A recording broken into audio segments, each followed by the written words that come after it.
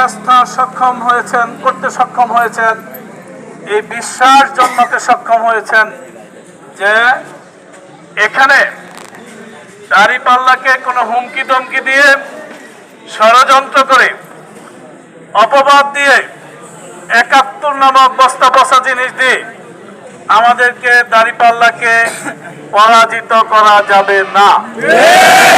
জনগণ জেগে উঠেছে, জনগণ সজাগ হয়েছেন, ন্যায় ইনসাফের পক্ষে, মানবতার পক্ষে, চাঁদাবাজদের বিরুদ্ধে, চাঁদাবাজদের বিরুদ্ধে, দুর্নীতিবাজদের বিরুদ্ধে, দখলবাজদের বিরুদ্ধে এই জাগরণ থামবে না ইনশাআল্লাহ, যতক্ষণ না মানুষের অধিকার প্রতিষ্ঠিত না হয়।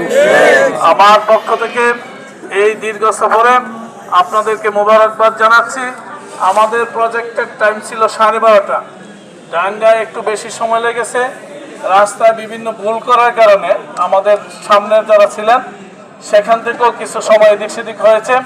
সব মিলে আমরা আল্লাহর রহমতে বড় ধরনের কোনো দুর্ঘটনা ছাড়াই, একটা হুন্ডা শুধু একটু অ্যাক্সিডেন্ট হয়েছে, বড় ধরনের দুর্ঘটনা ছাড়াই আমরা শেষ করতে সক্ষম হয়েছি, আলহামদুলিল্লাহ। আমরা দুঃখ প্রকাশ করছি যে আসলে আমাদের দুপুরে খাবারের কোনো পরিকল্পনাই ছিল না, যেহেতু আমরা 12টা সবার মধ্যে শেষ করে দিব।